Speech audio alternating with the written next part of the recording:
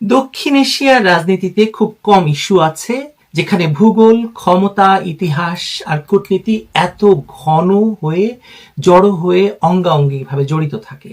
গঙ্গার পানি চুক্তি তার অন্যতম। 2026 সালে ফারাক্কা জল চুক্তির মেয়াদ শেষ হওয়া মানে কেবল একটি চুক্তির অবসান নয়, এটি আসলে বাংলাদেশ ভারত সম্পর্কের একটি পরীক্ষামূলক মুহূর্ত। শেখ হাসিনার অনুপস্থিতিতে সেই পরীক্ষার চরিত্র আরো অনিশ্চিত হয়ে উঠেছে।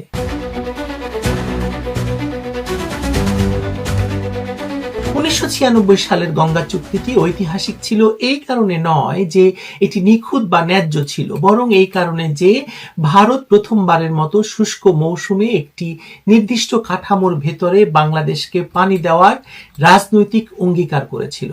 চুক্তিটি 30 বছরের জন্য করা হয়েছিল, যা নিজেই বলে দেয় যে এটি স্থায়ী কোনো সমাধান নয়, বরং পারস্পরিক আস্থার উপর দাঁড়ানো একটি সাময়িক বন্দোবস্ত।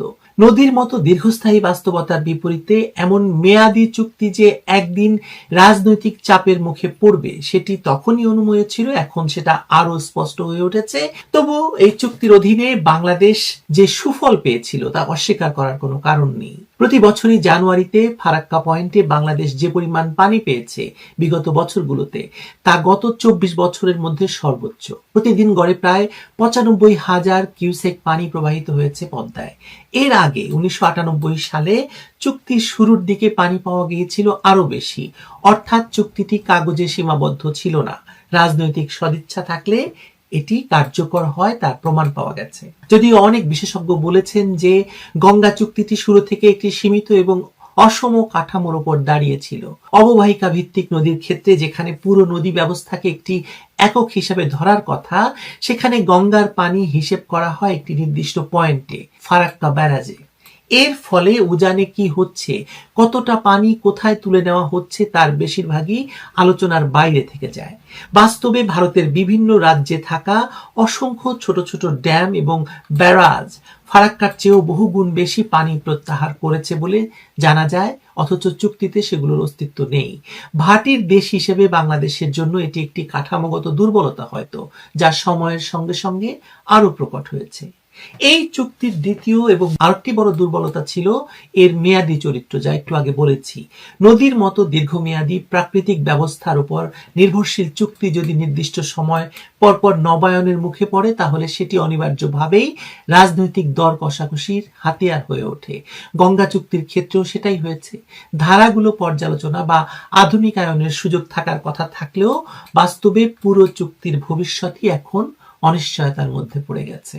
যদিও দুই প্রধানমন্ত্রী, ভারতের প্রধানমন্ত্রী নরেন্দ্র মোদী এবং সর্বশেষ বাংলাদেশের প্রধানমন্ত্রী শেখ হাসিনা যখন ভারত সফর করছিলেন, তখন দুই প্রধানমন্ত্রী এই গঙ্গা চুক্তি নিয়ে প্রশ্ন উঠলে তারা বলেছিলেন যে এই চুক্তি যদি নবায়ন করা নাও হয় তাহলে এই মুহূর্তে এই চুক্তির আওতায় বাংলাদেশ যতটুকু পানি পাচ্ছে ততটুকু পানি চলমান থাকবে।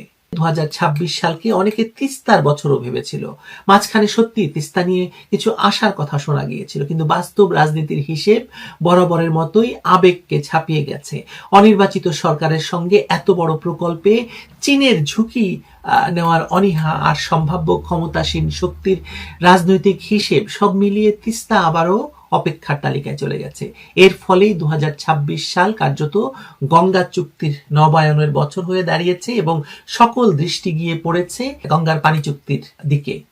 কিন্তু এই নবায়ন আগের মতো সহজ হবে না। অতীতে বাংলাদেশে এমন একটি সরকার ছিল যারা ভারতের নিরাপত্তা এবং আঞ্চলিক স্বার্থের বিষয়ে সংবেদনশীল ছিল এবং সে অনুযায়ী নীতি দিয়েছিল। সেই সময় ভারত বাংলাদেশের সঙ্গে বাণিজ্য, বিদ্যুৎ, ট্রানজিট এবং সংযোগে যে সুবিধাগুলো দিয়েছে সেগুলো দক্ষিণ এশিয়ায় ব্যতিক্রমী। অসম শুল্ক কাঠামো সত্ত্বেও বাংলাদেশি পণ্যের বড় বাজার খুলে দেওয়া হয়েছিল। নিজস্ব অবকাঠামো ব্যবহার করে নেপালের জলবিদ্যুৎ বাংলাদেশে পৌঁছতে দেওয়া, এমনকি দেশীয় উৎপাদন খরচের চেয়েও কম দামে বাংলাদেশে বিদ্যুৎ সরবরাহ, এসবই ছিল রাজনৈতিক আস্থার ফল এবং রাজনৈতিক নেতৃবৃন্দের মধ্যে সুষম সম্পর্ক।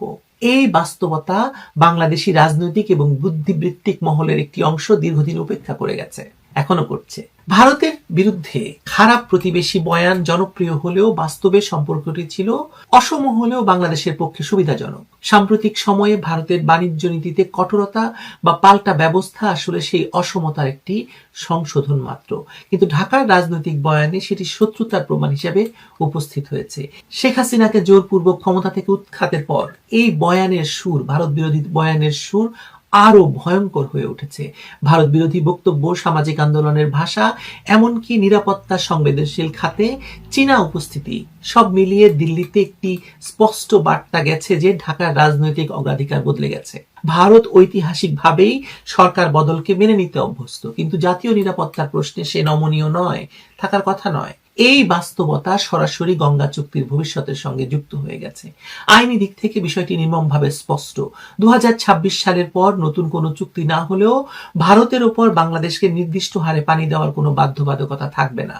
আন্তর্জাতিক আইনে এমন কোনো ব্যবস্থা নেই যা ভারতকে নতুন চুক্তিতে বাধ্য করবে। বরং বাস্তবতা হলো এশিয়ায় ভারতই একমাত্র দেশ যে প্রতিবেশীদের সঙ্গে বাধ্যতামূলক পানি বন্টন চুক্তি করেছে। গঙ্গা চুক্তিতে শুষ্ক মৌসুমে গড় হিসাবে নির্দিষ্ট পরিমাণ পানি দেওয়ার প্রতিশ্রুতি ছিল একটি ব্যতিক্রম রাজনৈতিক সিদ্ধান্ত, যা জলবায়ু পরিবর্তন, উজানের অনিশ্চয়তা এবং তৃতীয় দেশের প্রভাব সত্ত্বেও বহাল ছিল। এই অবস্থায় বাংলাদেশ যদি ধরে নেয় যে গঙ্গার পানি একটি স্বয়ংক্রিয় অধিকার, তাহলে সেটি হবে মারাত্মক ভুল। পানি বন্টন এখানে আর কোনো একক ইস্যু নয়, এটি সীমান্ত নিরাপত্তা, বাণিজ্য সংযোগ, আঞ্চলিক স্থিতিশীলতা, পাকিস্তানের সঙ্গে বাংলাদেশের দহরম মহরম এবং পাকিস্তানি জঙ্গিদের বাংলাদেশে ভারত বিরোধী তৎপরতা চালানোর অবাধ স্বাধীনতা প্রদান, সবকিছুর সঙ্গে জড়িয়ে গেছে। ভারত চাইলে এইসব ইস্যু একসঙ্গে টেবিলে তুলতে পারে এবং তুলবেও, সেটাই বাস্তব। বাংলাদেশের সামনে পথ তাই খুবই সংকীর্ণ এবং স্পষ্ট। শুধু কারিগরি আলোচনার আশ্রয় নেওয়া বা আবেগী রাজনীতিতে ভর করে কিছু পাওয়া যাবে না। আন্তর্জাতিক আইনি রক্ষা কবচ, পারস্পরিক নির্ভরশীলতার ইস্যুতে সচেতন দর কষাকষি এবং সবচেয়ে গুরুত্বপূর্ণভাবে আস্থার পুনর্গঠন, দুই দেশের সম্পর্ক নির্ধারণে ভারতকে আবার সেই প্রতিশ্রুতি দেওয়া যে বাংলাদেশের ভূখণ্ড ভারত বিরোধী তৎপরতায় ব্যবহৃত হবে না। এই নিশ্চয়তা ছাড়া গঙ্গা চুক্তির নবায়ন আপনি কল্পনা করতে পারেন, কিন্তু হবে না। সবচেয়ে ভালো সমাধান অবশ্যই অববাহিকা ভিত্তিক ব্যবস্থাপনা, যেখানে পানি নয় সুফল ভাগাভাগি হবে, কিন্তু সেই পর্যায়ে যেতে হলে আগে অববাহিকা ভিত্তিক অধিকার প্রতিষ্ঠা করতে হবে, যা স্থায়ী চুক্তি এবং আন্তর্জাতিক কাঠামো ছাড়া সম্ভব নয়। শেখ হাসিনা নেই, শেখ হাসিনাকে উৎখাত করেছেন। গঙ্গার পানি আসবে কি আসবে না এখন মুখ্য প্রশ্ন হলেও হতে পারত, কিন্তু আমি আরেকটু ঘুরিয়ে প্রশ্নটি করতে চাই। তা হলো, শেখ হাসিনার আমলে যে আস্থা এবং কৌশলগত সমঝোতার ভিত্তিতে গঙ্গার পানি পদ্মায় আসতো, সেই রাজনৈতিক বাস্তবতা কি নতুন বাংলাদেশ আবার তৈরি করতে পারবে? সিদ্ধান্ত নেবে কূটনীতি, আর তার ফল ভোগ করবে শুধু দুই দেশ নয়, গোটা অঞ্চল। আপনি পাকিস্তানি সেনাবাহিনী, গোয়েন্দা সংস্থা আর জঙ্গিদের বাংলাদেশে এনে ভারতকে বিচ্ছিন্ন করার সমস্ত দ্বার খুলে দেবেন, প্রতিদিন ভারতকে গালি দেবেন, ভারতের দূতাবাস আক্রমণ করবেন এবং তারপরে আবার গঙ্গার পানি চাইবেন। এটা তো হতে পারে না, তাই না? এটা স্বাভাবিক বুদ্ধি বলে। আপনাকে এই সব মিটিগেট করে এই সব সমস্ত কিছুকে বন্ধুত্বের জায়গায় নিয়ে এসে তারপর আপনি টেবিলে আলোচনা তুলতে পারবেন, তার আগে তো নয়। দেখা যাক গঙ্গা থেকে পদ্মায় পানি কতটুকু আসে, সময় বলে দেবে।